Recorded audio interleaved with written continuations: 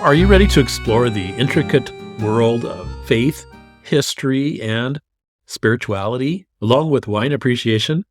Well, join us for this new series, Tasting Truth, an apologetics faith journey. A journey inspired by the writings of John Warwick Montgomery. This series is designed to really help you to have an intellectual warrant for your faith if you have one, or if you don't have faith, to explore some of the reasons for the faith. It's designed to convey a rich tapestry of intellectual and spiritual insights, exploring the richness of the Christian faith. So join me in this journey. In today's episode, I want to explore the Wedding of Cana. Oftentimes in my exploration of the Christian faith, I will listen to secular talks by skeptics who try to bring out some of the best arguments against the Christian faith. One of my favorite writers, C.S. Lewis, said this in the book of Psalms. He pointed out, where we find a difficulty, we may always expect that a discovery awaits us. Where there is cover, it's in other words a place to hide, like a bush blocking a view, Lewis goes on to say, we hope for game, that is, hunting or success. This particular difficulty is well worth exploring. Lewis also writes in another article, he says to people who are interested in giving reasons for the faith, he talks about the role of education. He says this, quote, this phenomena, which is troubling or troublesome, is the phenomena which compels reconsideration and thus leads to knowledge. Science progresses because scientists, instead of running away from such troublesome phenomena or hushing them up, are constantly seeking them out. In the same way, there will be progress in Christian knowledge only as we accept the challenge of the difficult or repel it. Progress is made only in resisting material, unquote. Lewis goes on to exhort those who are defending the Christian faith by reminding them of this thought, have I been keeping up? That is, keeping abreast of recent movements in theology. One of my favorite YouTube channels to watch is that of Myth Vision. Well, they had a skeptic by the name of Dale Allison.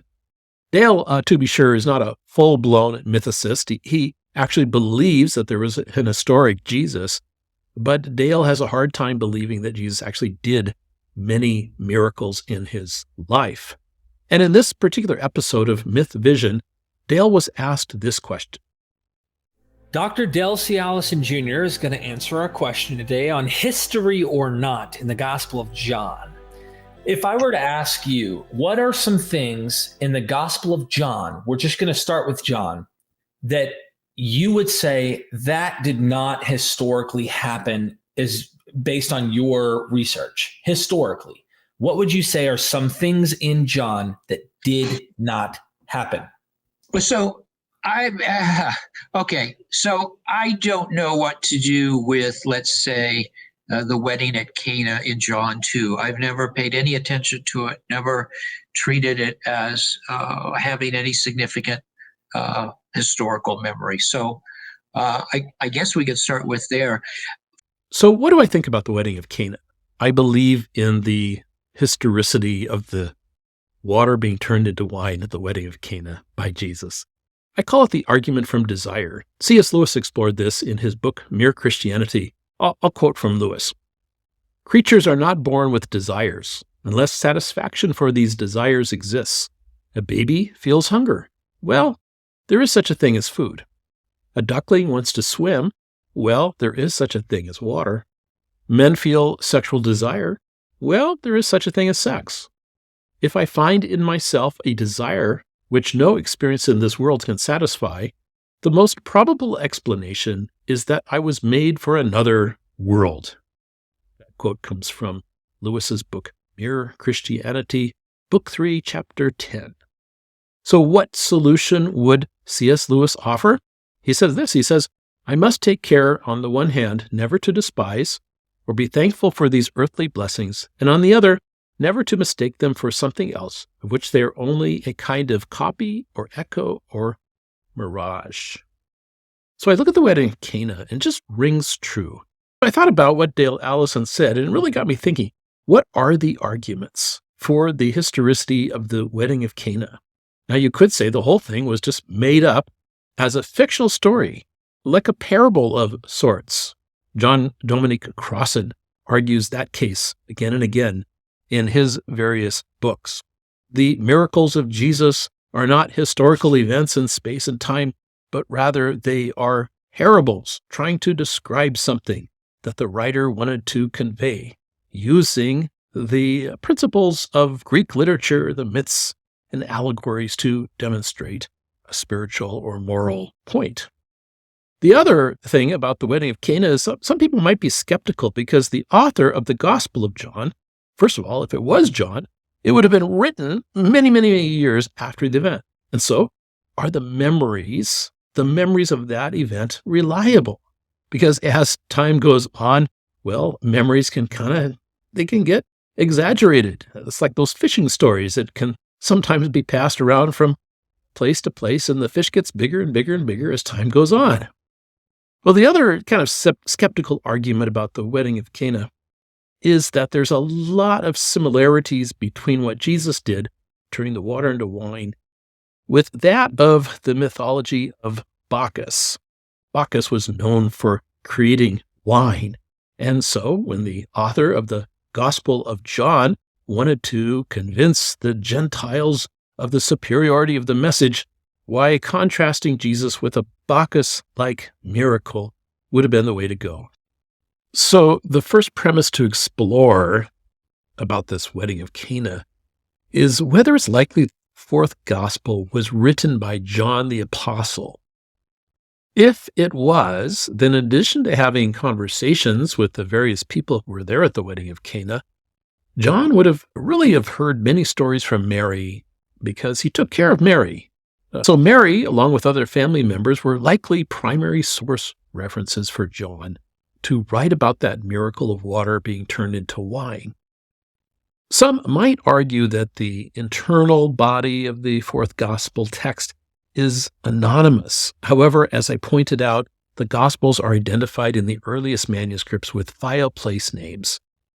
While there may be a dispute on those superscripts, which were added as document tags to the papyrus rolls, the author's name was there from the very beginning, placed there by faith communities who were the custodians for safekeeping. So using the ancient documents rule and the legal principle, the benefit of the doubt should be given to those early Christians who were the proper custodians of those documents. So what do we know about that early Christian community? What were they saying? Well, Irenaeus, one of the church fathers from the 2nd century, he was a listener of Polycarp, and Polycarp was a student of the Apostle John.